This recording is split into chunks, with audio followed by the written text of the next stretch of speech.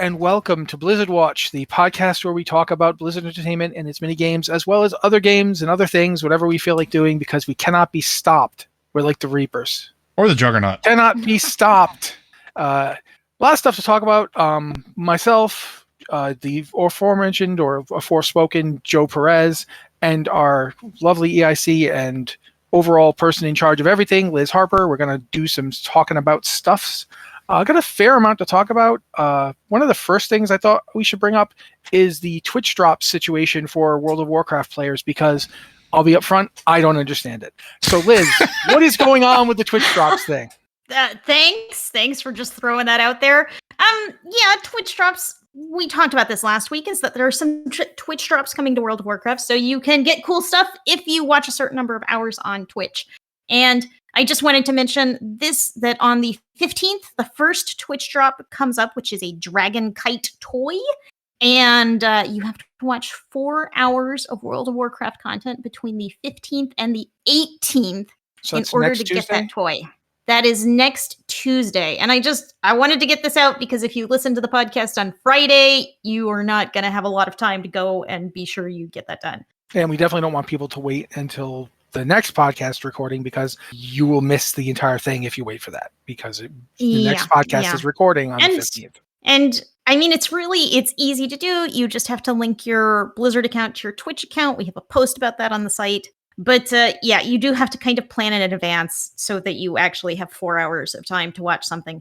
Yeah, it's a large block of time you got to put out. But I mean, one of the rewards is a Fell Drake. Yeah, that is, I think, the second reward that will come up from it. So, there's a series of rewards, but the first one is this cool dragon kite thing. I like things. I like getting things. So next Tuesday, can't argue with that. Who doesn't love stuff? If you're playing World of Warcraft, you demonstratively like stuff. At this point, if you're still playing the game, you like things. We know you do, because that's the whole reward structure of the game. I'm currently sitting here on a night elf wearing stuff, because that's what I do in the game now, is I dress up my night elf. And she's quite pretty, quite frankly. She's got cool looking swords and cool looking armor, and that is the game for me. So yeah, Twitch stuff. Let's get it. Let's go. All right. Next thing we should probably talk about then, since we're talking about that, is that the WoW 18th anniversary has basically started, right? Yeah. The event's going right now. Yes. And Liz reminded us in an email, so I'm reminding you guys in this podcast, that there's item level 272 loot dropping from various world bosses. Yep. During this anniversary event. So if you're, say, playing a character that you got to level 60 fairly recently, and we're going to be talking about that in a second, if you happen to want to get yourself some pretty solid loot that'll last you like a couple of levels into Dragonflight, now's a good time to go and kill those old bosses. The basic ones that Lord I've knows seen I'm here doing are, that after this podcast. I'm just saying. The ones that get me is we've got the originals, Lord Kazakh, Azuragos, and the currently active Dragon of Nightmare. One of those 4 is going to be up. Emerus, Lathan, Tarar, and Ysandra? Yep, those guys. Yeah, there's also got it. Doomwalker, who's now in Tanaris. Blong. Yeah, he's right outside the Caverns of Time, and he will squish you, as always. If you don't, can get involved in killing one of those dudes. And remember, the way these things work now is you can just, you don't have to join a group for them. You just run up.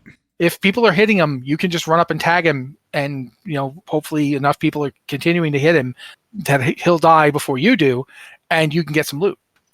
So yeah, that's certainly something I think is cool. And in total, with the 4 Dragons of Nightmare, we're looking at Doomwalker, Lord Kazakh, Azuragos, then Emerus, Lathan, Tarar, and Ysandra, as Joe mentioned. That's 7 bosses. So, and they seem to have different loot too. I'm looking at it right now. They've got their own loot tables, like original stuff. Like you can get a 272 version of Typhoon, the sword off of Azuragos. So it's their original loot tables from when they were first put into World of Warcraft, but scaled up to item level 272. So I'm thinking that's certainly worth doing. Man, I can finally maybe get a Kama's Edge. Yeah, maybe you can. I don't think so. I don't think it's possible for you to get it. Probably not. It's my luck. You. Yeah. Yeah. No, I'm not saying it's not possible to get. I'm saying it's not possible for you to get. I'm aware. I am well aware. Trust me. I still have a tally sheet from how long it took me to get the Dark Shaman Transmog. Trust me, I am painfully aware. Yeah. I mean, keep in mind that I'm the guy that had to buy his own shoulders because they never dropped, not once.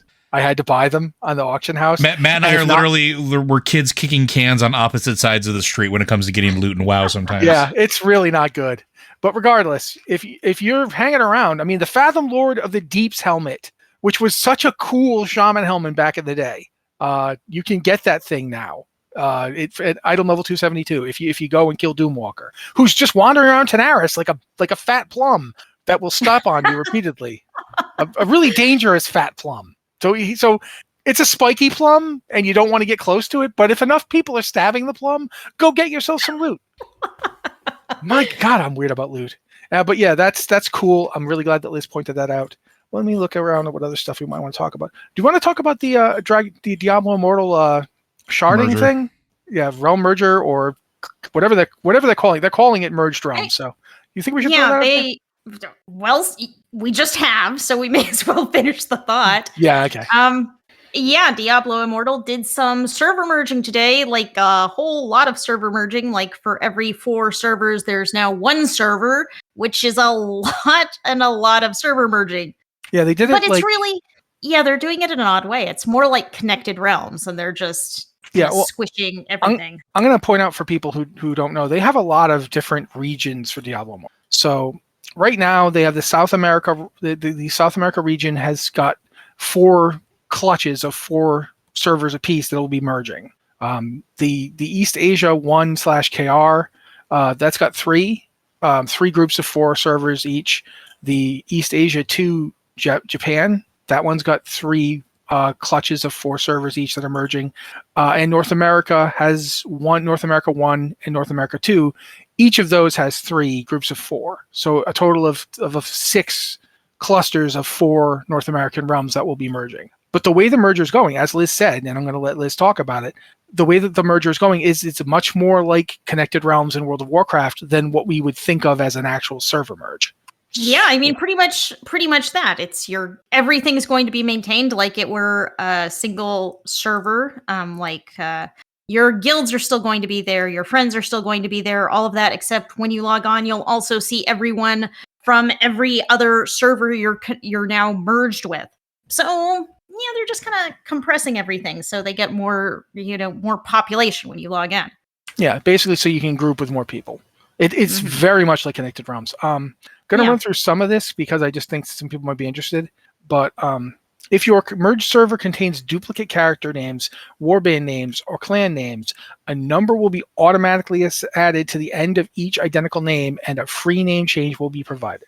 So I'm not sure if that means that they pick somebody to be the OG with that name, or if everybody gets a number and everybody gets to change their name. I don't know how that's going to work, but it'll probably work the way it worked in World of Warcraft with Connected Realms. I was just going to say that. Yeah, that seems like the most logical method, right?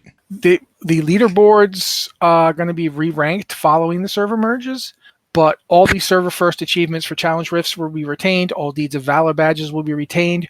Your battleground score and rank will be retained. Your character will remain in the same warband, same clan. You will retain all the players on your friends list, and your character will retain all of their items.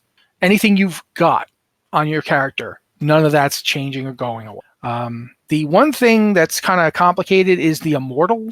Like right now, each individual server will have their own immortal, the character who is literally won the contest for who gets to be in the bragging rights between the 2 factions that fight. I can't remember their names off the top. The immortals and the people who don't like them, the shadows, I think. But something like that. You can tell I haven't been playing Immortal lately. Yeah, I haven't either.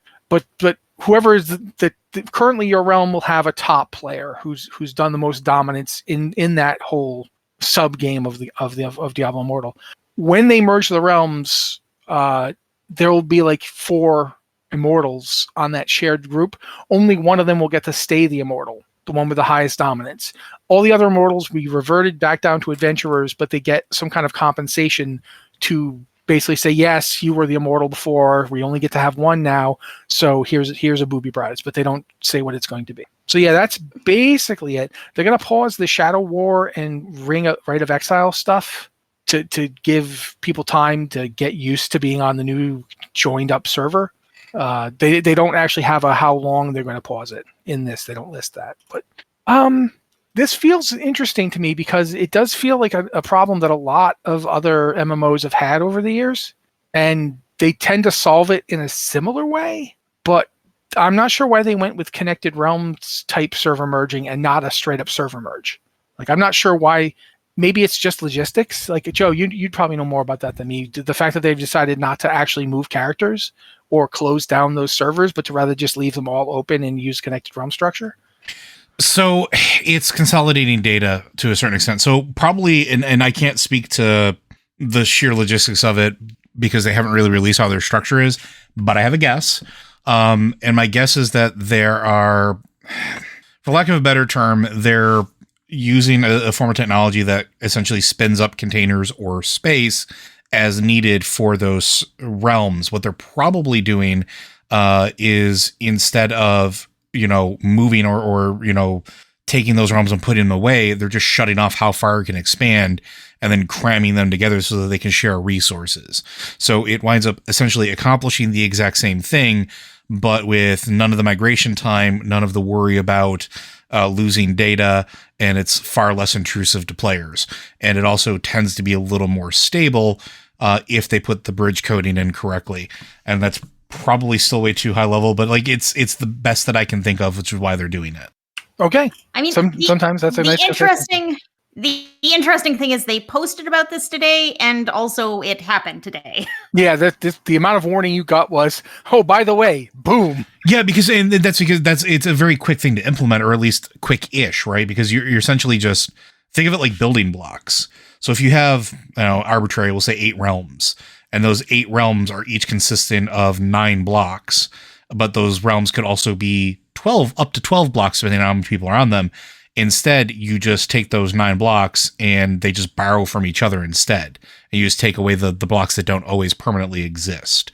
So you're not actually really doing anything besides telling it to say, yes, okay, set of blocks A can reach out to set of blocks B for resources, and B can reach out to C for resources, and so on and so forth. So like it is stupidly quick for changes like that because you're not bringing the entire infrastructure down to do it. It's great. All right.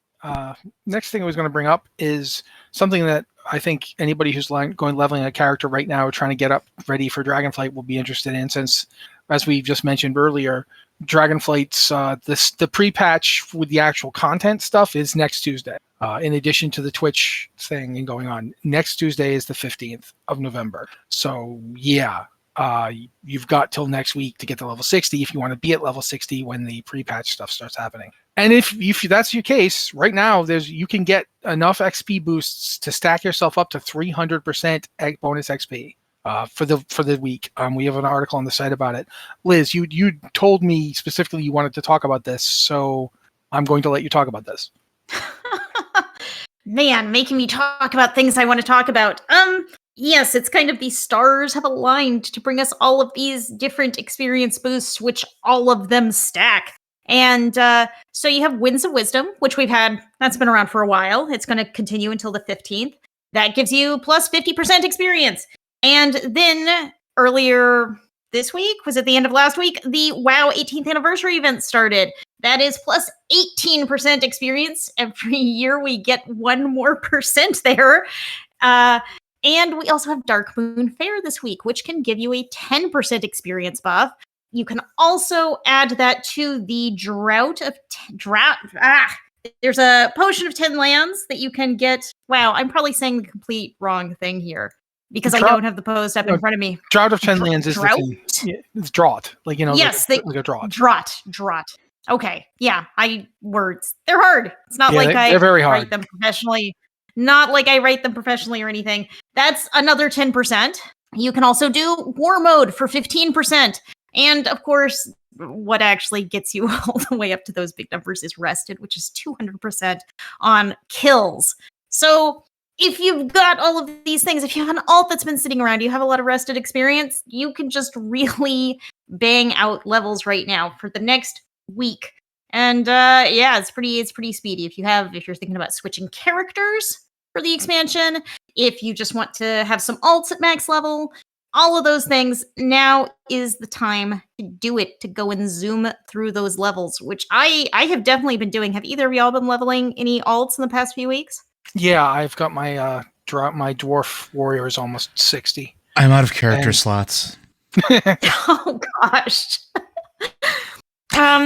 So I finished a warlock over the weekend, and I'm switching back and forth between a hunter and a warrior right now. Those are two classes that I have never ever in my history had at max level, but I'm making progress there. And it's really different leveling an alt right now. Leveling a character in general feels really different with the new talent system. Like, one thing that I ran into with my warrior was that I was, you just pick, like, every time you hit a level, you've got a new talent point, and you pull up your talent point menu and you're like, okay, well, this sounds good right now. And if you go off and you do something, you find out that, wow, this was really not good. This is super not good. You can just open your talent menu again and change it right there.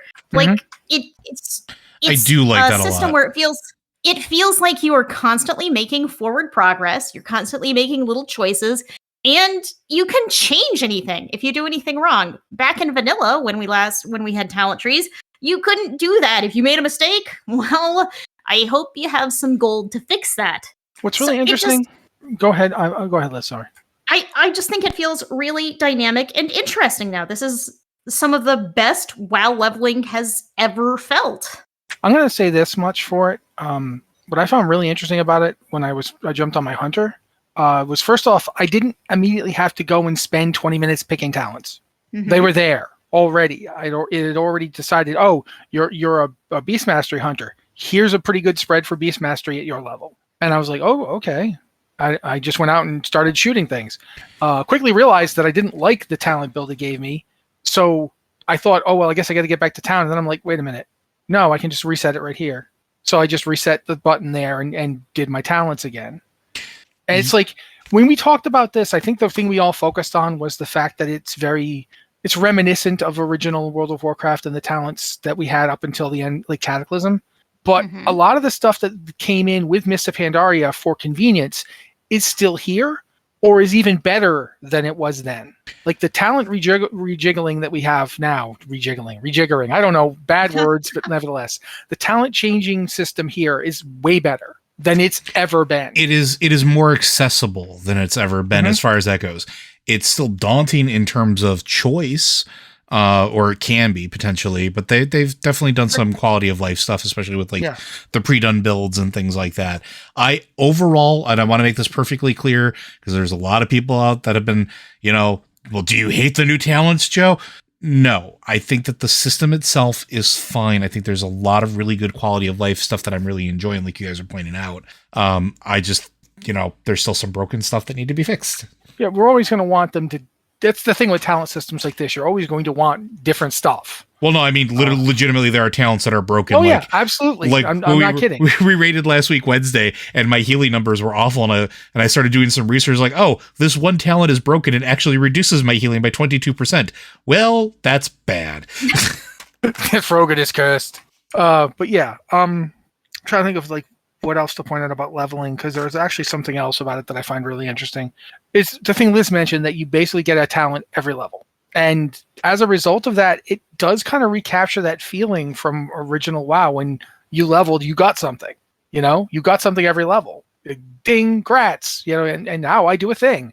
There is something kind of primal about, and now I do a thing. Now I push this button and get better at something. I do think that is something that I've missed in WoW. I mean, my reward was always whenever I leveled, I would get John Cena. So, I mean, I was always happy about that, while screaming at me, John Cena! Because, I mean, that was just fun. It was good stuff.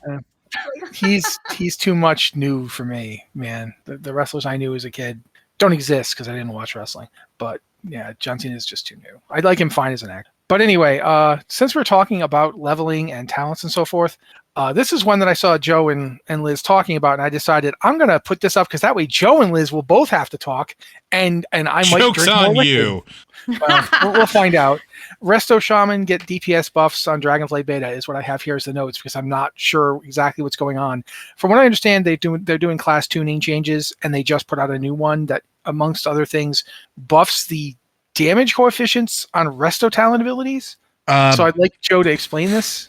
Baseline Resto talent, basically spell power coefficient, essentially is what it boils down to.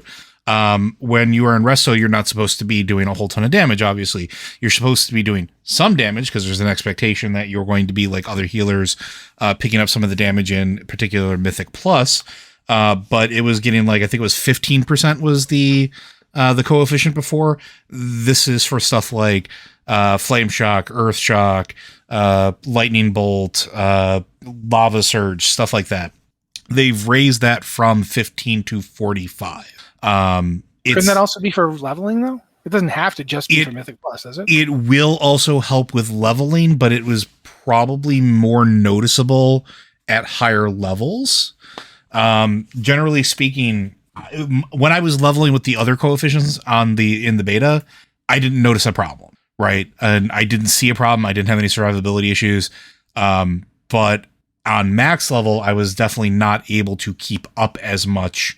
And even soloing at max level, it probably helps with that as well. But I think the biggest benefit is going to be in Mythic Plus content, because there's an expectation that healers are also going to be doing some damage in order to help get through timers.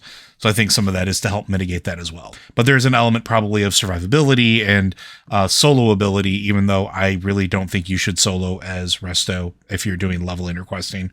But that's a whole other thing. All right, well, let me open that up then. Liz, do you think that other healers should get this? I know that you've currently playing a healing paladin. I know you've healed on a monk before. Do you think that other healers need something like this?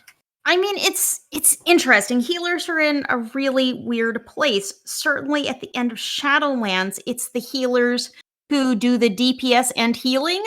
It's your Mistweavers, your paladins, your Druids. discipline priests who really have... Really, are druids heavy on the DPS healing? Druids can be, especially at the end of Shadowlands with the right gear. Resto druids were one of the most sought after Mythic Plus healers because of not only the CC and the talents that they could go into, but they could, customize themselves to a point where they could have bear effects or cat effects or bird effects that would really influence how a group moved through a dungeon.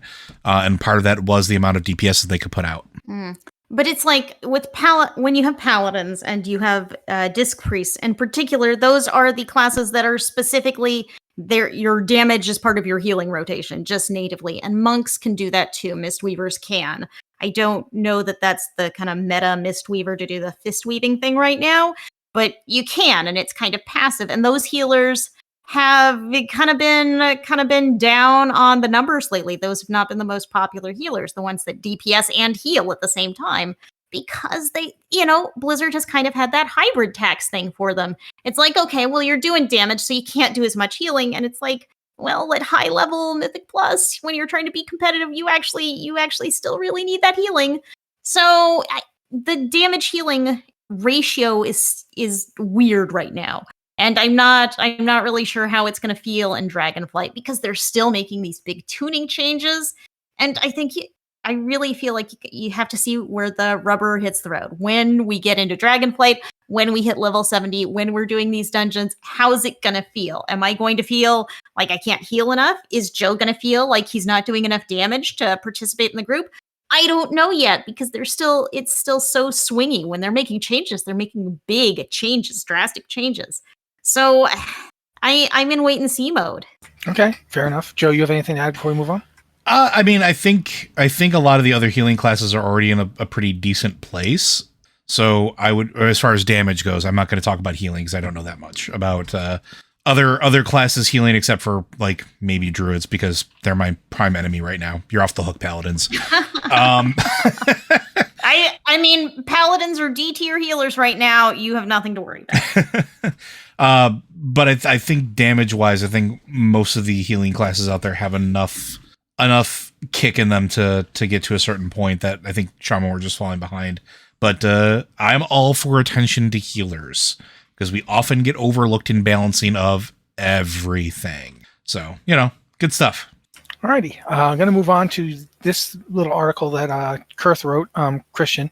Sorry, Christian. I keep forgetting that your real name is actually a thing. So I call you by your long-established commenting. But the creation catalyst that we had in Zereth Mortis is coming back, sort of. They've made a new version of it for Dragonflight called the Inspiration Catalyst, I believe. And yeah, I didn't get to use the creation catalyst much because I wasn't doing Zereth Mortis when it was brandy new. I had taken some time off, and now that I've come back, I haven't really gotten to use it yet. So I'm gonna. You guys, I'm assuming at least you guys have used it, right? I should note that you should go out there and use the creation catalyst because it will get you transmog. Yes. Oh yeah, I know. Whether you need the gear or not, transmog. Oh yeah, I want to get to using it, but it just hasn't been something. But I'm gonna since you just jumped in there, Liz, talk about this. Well, okay, here's the problem. I know nothing about this, which is why I asked Christian to write a post about it, because I know that's, spoiler alert, half of the content on the site, it's like, I don't know about this. So there are probably other people who don't know about this. Someone write it for me, and then I'll read it, and then I'll understand it. And I haven't read this post yet. Okay, well, I can read this part. The major change is you will not need a separate currency like Cosmic Flux to upgrade an item. Instead, charges will accumulate via completion of weekly quests, essentially combining the activities that reward Cosmic Flux with the automated gain of charge each week. So they're basically packing together the two aspects of it currently into one thing, which I think makes sense. Yeah, I mean, I agree. Like, the creation catalyst was a really good mechanic. And I say that with no caveats. And I don't say that about much. So, take that. Bringing it back, I think, is smart. It's a feature that I think will serve the player base well. Tying it to stuff like daily quests, I'm 50-50 on, right? I think having it accumulate charges is great.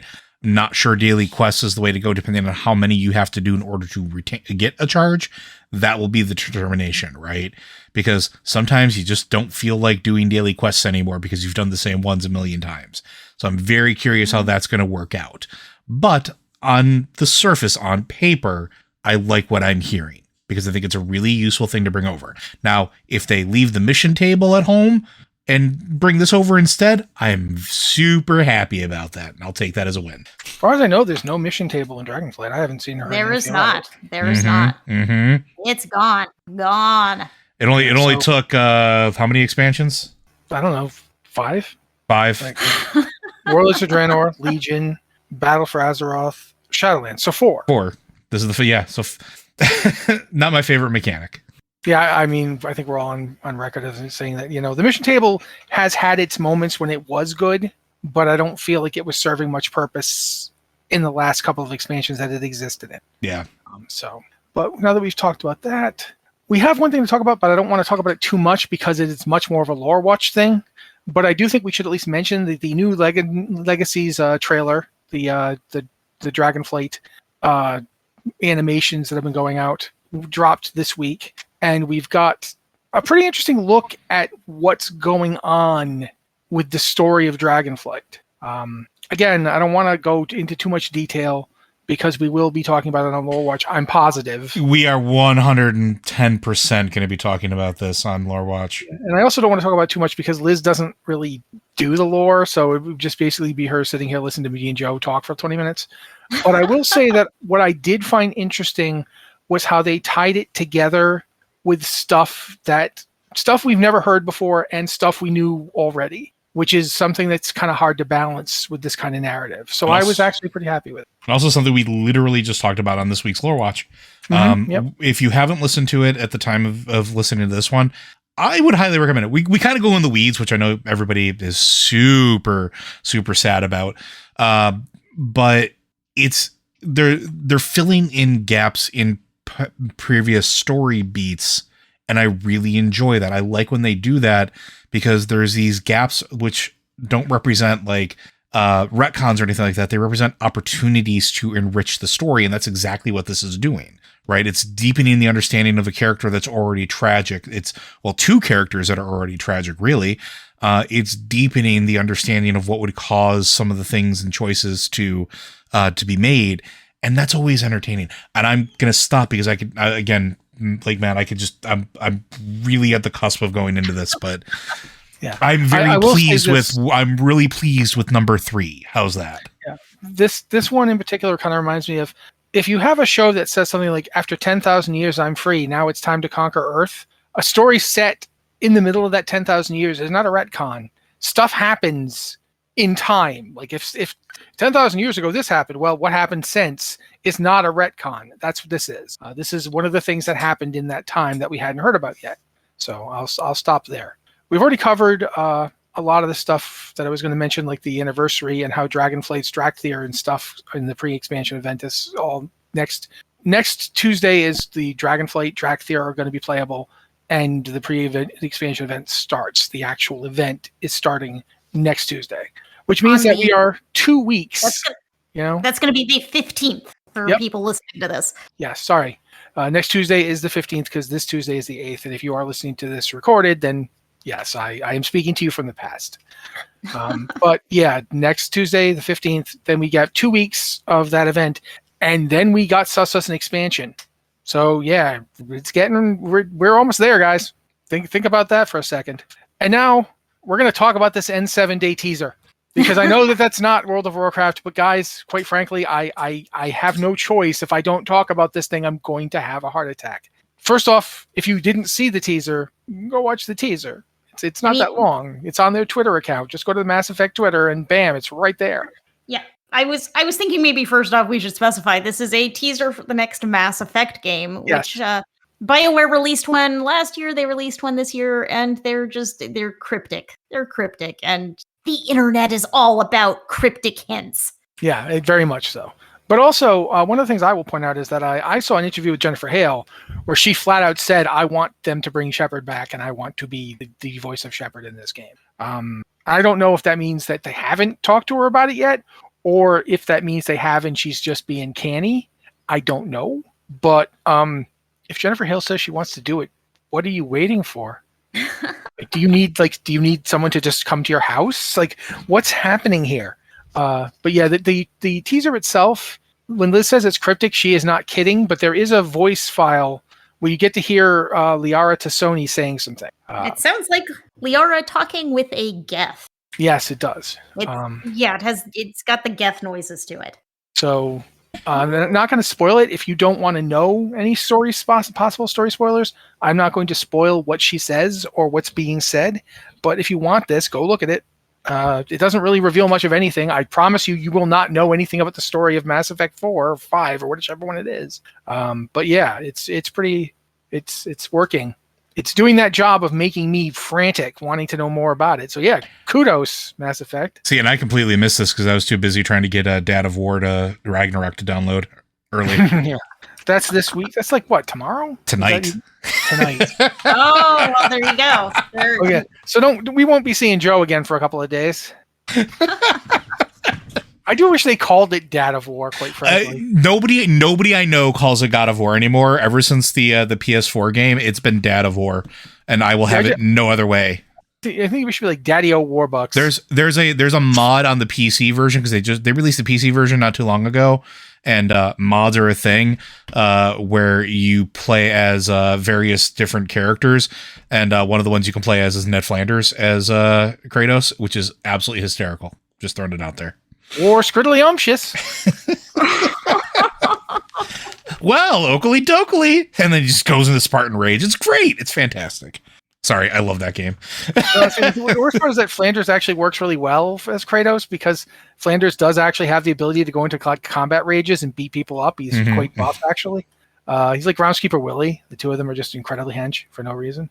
But at this point, I think we're going to actually do some questions because we can. Yeah, we actually have a few this week. So if you've got a question for the site, specifically for this podcast, because I mean that's the one that I have to write the email for, please, you can email it to us at podcast@blizzardwatch.com with the subject line podcast or Blizzard Watch, so we know it's for this show. or you can use one of our 2 Discord server channels. One of them is the Patron Q and Podcast Questions channel for patrons. We tend to look there first for questions because you guys pay for us to have a site. We were talking about this on the pre-show. You guys make this all possible. So yay. If you can't support us on Patreon, though, we do get it. Believe me, we get it. I had to recently stop supporting someone on Patreon because I don't have a lot of money. So I totally understand. But if you don't have that ability, but you still want to like interact, we do also have a Q and Podcast Questions channel for non-patrons. We do look there as well. This time, however, we've been doing this various ways, like where I come up with something or I would read them. Whatever. This week, I'm just going to say, which one of you would like to read the questions this week? And then we will wait. I feel I'm going to maybe ask Liz to do it because I've talked a lot tonight, and I feel like I want to hear more Liz talk. Okay, Liz, are you okay with that? Okay. I guess I'm reading questions. Okay. Right, thank you. Greetings. I've always assumed that the face adorning the Forsaken crest was Sylvanas', given the resemblance and her role in the faction's existence. So my questions are, do you think it could plausibly be a generic face? And if not, do you think that the Forsaken or Blizzard would want to change the crest? Thanks, Gorquin. And I think like Gorquin, I always assumed that this was a representation of Sylvanas, but now that he's brought this up, I'm like, I'm not sure. Is it supposed to be Sylvanas? Because it has kind of that purple thing around the eyes with like those drippy tear things going on. Yes, actually. Like one of you has to have an opinion. Yeah, no, so it is actually originally when the Forsaken Crest was created, there was an interview and I can't remember when. But it was brought up that it was a representation of Sylvanas with the 3 arrows representing the 3 Windrunner sisters, the shattered mask basically representing the shattered life that she held as a living being, and then the tears as the grief and woe at that event. It has been years. I don't know if that is still canonical, because the last time they talked about that was 2008, something like that. Like, it's been a hot minute. But I remember specifically somebody asking that at a BlizzCon, and then them breaking that down at one of the artist things. I don't want to call it a booth, but it was like a side stage, where it was like a question and answer thing with them. So that may have shifted over time, but I will always remember it as that. So I don't know. Yeah, I think it's fairly recognizably supposed to be Sylvanas. It even has, as Liz pointed out, it's got the tears going down the eye thing. Whether or not that means they have to change it, honestly, I feel like at this point, we've seen enough representations of it in game. Like Gorquin included their 3 versions of it that Gorquin included. One's just like a regular arrow and the mask. One of them is the full one we've always seen before. And one of them is actually just one of the complete mask, like not even shattered. It's the whole face. And there's tears going down both sides. I think that is obviously supposed to be Sylvanas. And I think, honestly, if I were Forsaken, I don't know if I'd want to keep it there or not. Like, there have got to be some Forsaken who feel like, sure, what happened with Sylvanas wasn't great, but we owe her everything. And there's got to be some Forsaken who are like furious and hate her and feel like she betrayed them. I would like it if we saw this play out in game somewhat. Like, we've seen the quests that you get to help Kalia Menethil. I don't know if the Alliance even gets them. I haven't even tried, but the Horde get them. And if you played Horde and you did those quests, I took my Tauren out and did them. There's a lot of like the Forsaken are not. Oh yeah. They're coming together in an interesting way where there's a lot of strife and discord between them. And they're not a monolith anymore. They're not like under Sylvanas, the Forsaken were a monolith. It was, what does Sylvanas want? That's what we're going to do. And now they're not that. And they don't even know what they should be. So I would like it if we saw in game anything about this. Like, if they want to change the crest, I don't think they should just show up with a different crest. I think it should be part of a process of story quests like the ones we see at the end of Shadowlands. That's going to be what I say about it. Yeah, I got nothing else. Yeah, I feel like we've gone so long with Sylvanas running the Forsaken, running the show. Their Forsaken kind of need a new identity.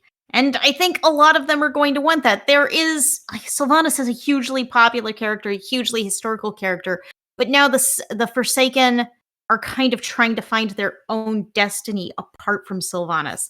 And it's not like Sylvanas is going away, but she's not in charge of the Forsaken anymore either. She's off doing her own stuff.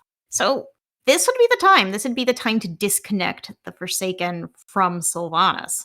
Yeah, I think that certainly is. There's definitely a case to be made for that. Absolutely. And now it's our time to read another question. I will read another question from Tetsimi, him, for the Blizzard Watch podcast. As I am currently an anxious ball of a human being, me, Liz, I do not know why anyone would be an anxious ball of a human being. It's not like anything stressful is going on in the world right now, right? And general screaming intensifies. Yes, I'm saying this while the whole world is on fire around me, but okay, back to the question. My question for the podcast is, what game calms you down? What game settles your mood?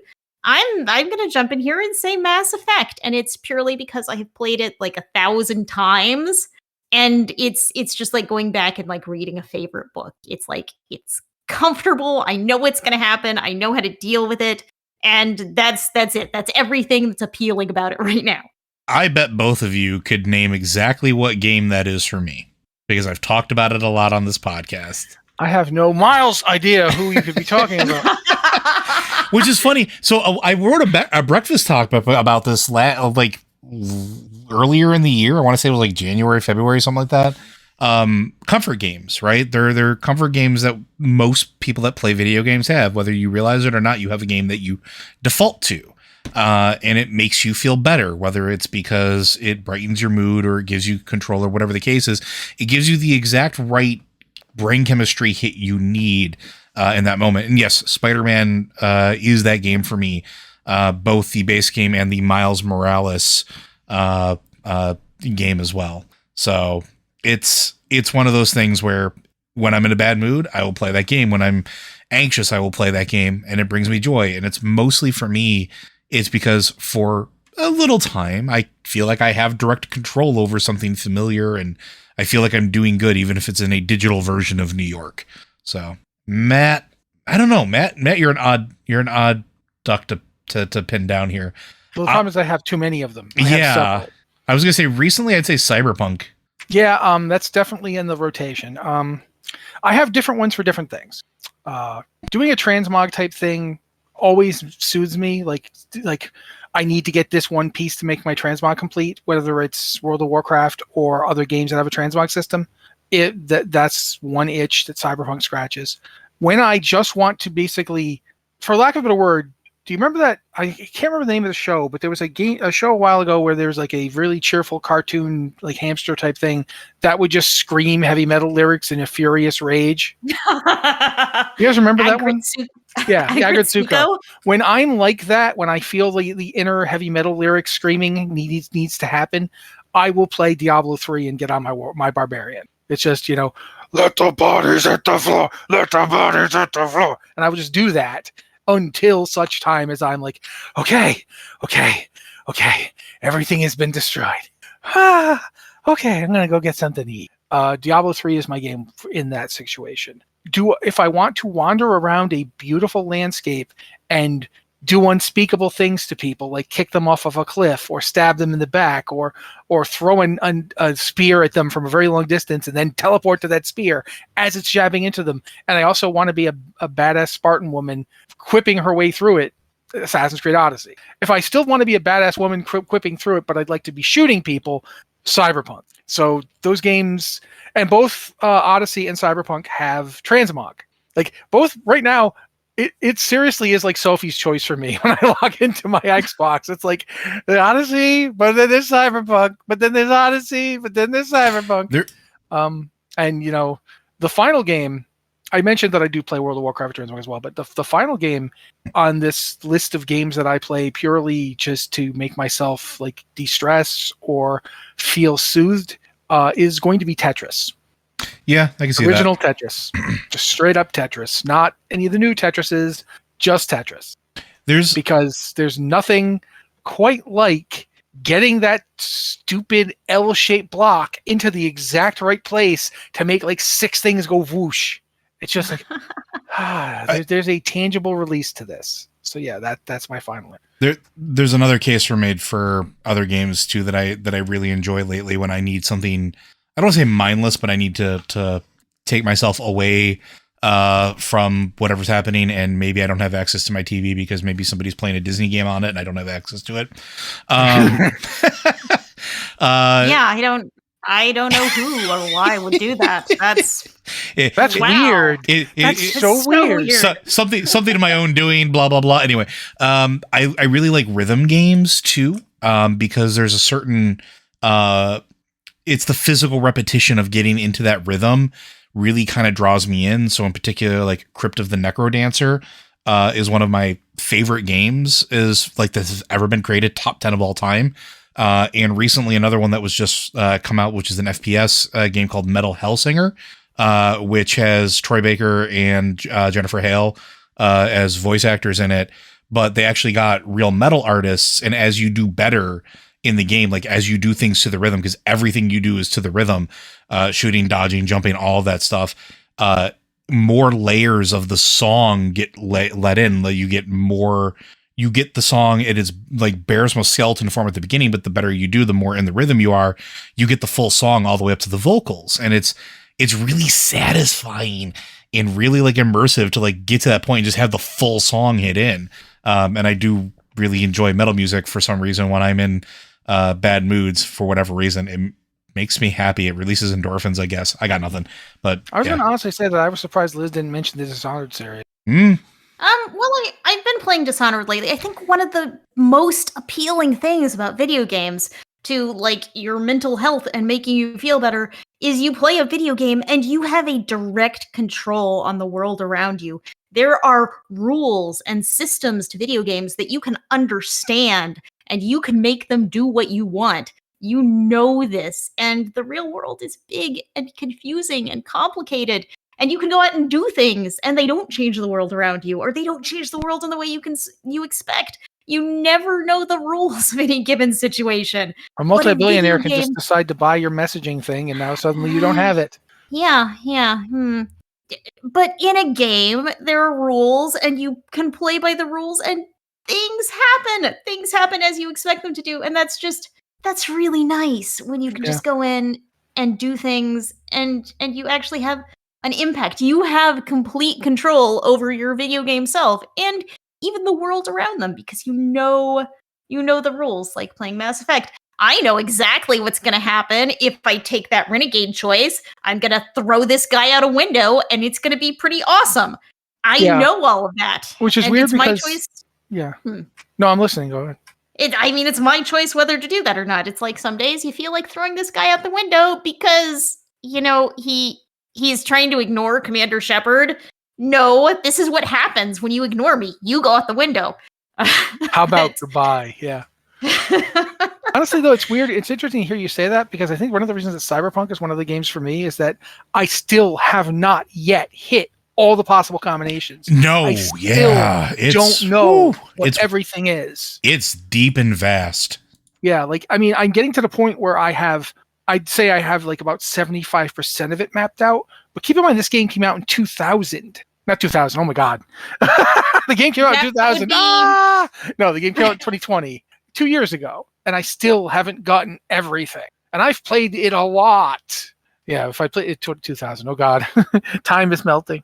But yeah, like that to me is something I like about it is that I do kind of have that control and I kind of know. But there's stuff like I just now answered a quest in a way I'd never done it before and got a completely different outcome. Like I wasn't aware that this character could be talked down. I thought you had to shoot him.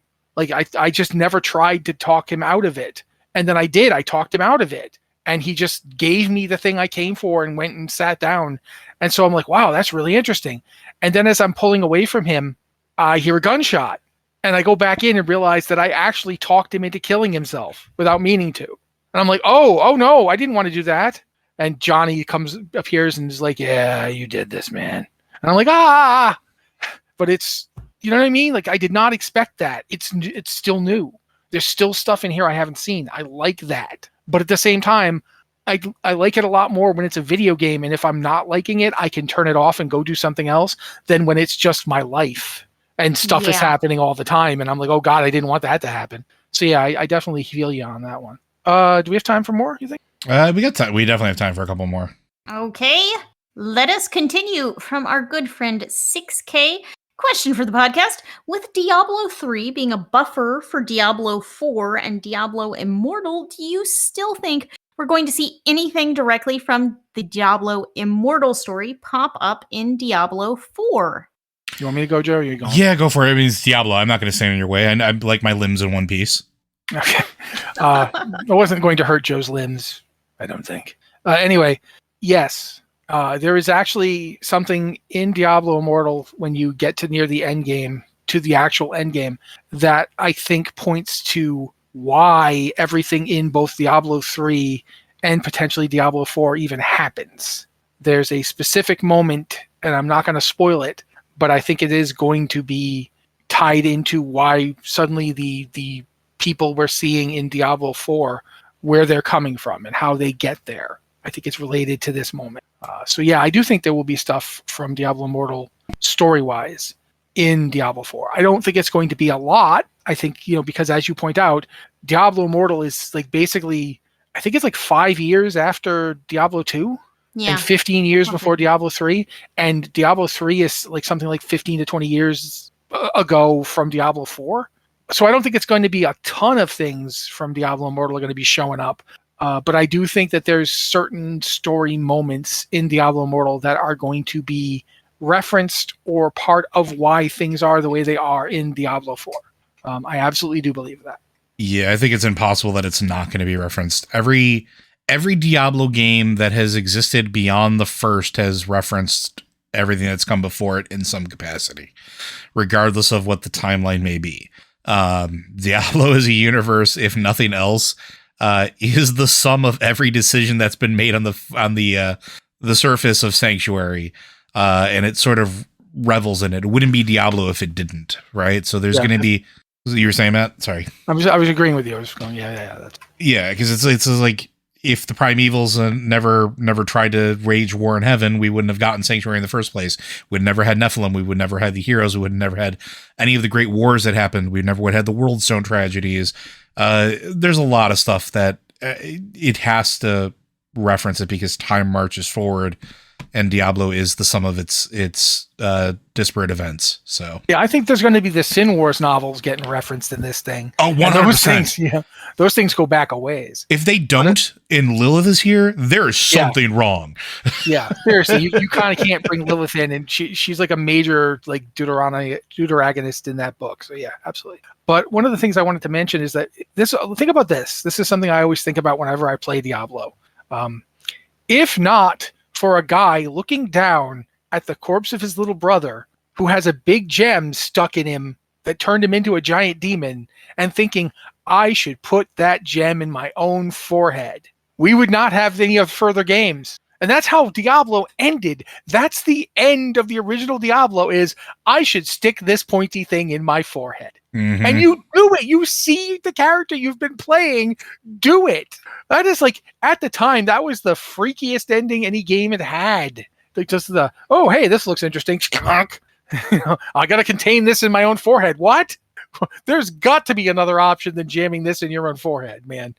Diablo as a series, as a franchise, is the story of terrible decisions made by people who really should have known better. The franchise. So yeah, I definitely think we're going to see references to all that. And seriously, the ending of Diablo still freaks me out to this day. That is really hard to watch. It was one of the most heavy metal video game endings that could ever heavy metaled. But yeah, next. Yep. I guess we got time for one more. I think. Sure. Okay. Okay, let's do this one from Shadana. Question for the Shadana. Yep. Question for the Blizzard Watch podcast. I was considering trying PvP solo shuffles. I cannot raid due to my schedule, and I am not sure if Dragonflight will have anything like Torghast. Jumping in here, it does not. I need something that is challenging at endgame. The arena forums are full of rated PvPers saying that tanks will ruin the shuffle. Is this true? I'm not actually sure if any of us know this, but I also know they made a change to this actually today. But y'all talk, and I'll try and figure out what's going on. We talked about this last time. They're going to try to balance the shuffle, right? Like they're they're trying to look at it in such a way that they can balance for tanks and healers and DPS. So at least the last I heard or saw. So unless they the did beta some test, there's a beta change that I saw on the forums a day ago by Bornak. Is that the one you're talking about, Liz? Yes, there was a new one the other day. Yeah, I thought. I'm going to read the changes that they've made here. As we continue to discuss the best solutions to the system and how to create a more positive experience in Solo Shuffle for all players, we decided to make the following changes to tanks in Solo Shuffle. Protection Paladins will remain classified as healers and will only be placed in matches where the other healer is also a Protection Paladin. The remaining tank specializations will be classed as damage dealers with a maximum of 1 tank damage dealer permitted in the match. Amongst these updates, we will be looking closely at and actively tuning tank abilities in PvP, specifically around how they fit into Solo Shuffle. These changes will soon be live in the Dragonflight beta and are planned to be available in the Dragonflight pre-expansion patch with Phase 2 during the week of November 15th. So that's what they're doing to tanks in Solo Shuffle right now. I don't feel like that's really fair to Protection Paladins, quite frankly. I feel like it kind of sucks for them to be stuck in as healers because it's not like they're going to be healing all that much. Unless I misunderstand greatly how Protection Paladins work, whilst they do have heals, it's not their primary thing or even their secondary thing. No, I think it's one of their primary functions next to the only one that I think can out heal them really is blood decays. Yeah, but that's self-healing. That's not the whole group. Sure. If they're a healer, yeah. I mean, if both Protection Paladins have Lay on Hands and Word of Glory, but if you're using those, you aren't really doing tanking. If you're spending your holy power on Word of Glory, so that seems really weird to me. But I mean, if they do it the way they're saying to do it, as a Protection Paladin, if you ever queue for Solo Shuffle as a prop Paladin, you will never see a group with a healer who isn't a Protection Paladin. So are Protection Paladins ever going to get groups? Like, I mean, are there going to be that many Protection Paladins queuing up that you can always make sure to have a your shuffle's just going to be 6 Protection Paladins, 3v3 Protection Paladins. It'll be like Arena back in Wrath of the Lich King. It'll be fine. No, because they can't get placed as DPS. Yeah. And for that matter, you can only have like 1 blood decay. And then if there's a blood decay in there, there will be no other tank in there. Because it's 1 tank damage dealer permitted in the match, not per side in the match. Interesting. Just in the match. There will only be, because keep in mind they shuffle the group layout. So in this theoretical group that's got 2 prot paladins as healers and 1 blood decay in there as a tank, that blood decay is eventually going to be in a group with both of those Protection Paladins. In fact, he will be in like a couple of game matches per group. Like he'll be with both of them multiple times. That's going to be a really weird grouping. So yeah, I don't know how this is going to work. I'll be up front with you, Shadna. Go on, Liz. I was quiet for you. Oh, and it's going to be a really low DPS group because Protection Paladins, they are not damage dealers and they aren't healers. So it's like the blood DK is going to be the only one doing damage. I'm just imagining. It's like I remember one time back in Burning Crusade, I watched a Holy Paladin and a Resto Druid dueling each other. That was the most epic in how not epic it was duel I've ever seen. The longest arena match that I was ever a part of was a Beastmaster Hunter and me versus a Beastmaster Hunter and a Resto Druid. This was when they had just put arena time caps in. We went to the time cap, which was like 45 minutes or something like that, because neither side could kill the other. It was ridiculous. Yeah, if each hunter focused on each other, then each healer would just keep the other guy alive. Yep. And if the hunters focused on the healers kept themselves alive. Just heal themselves. Yeah. No. Yeah, I that's one of the reasons that like when I did arenas, which I didn't do very much, but when I did arenas, I was always in a 3x3. Because you wanted to have an arms warrior and somebody else. Yeah.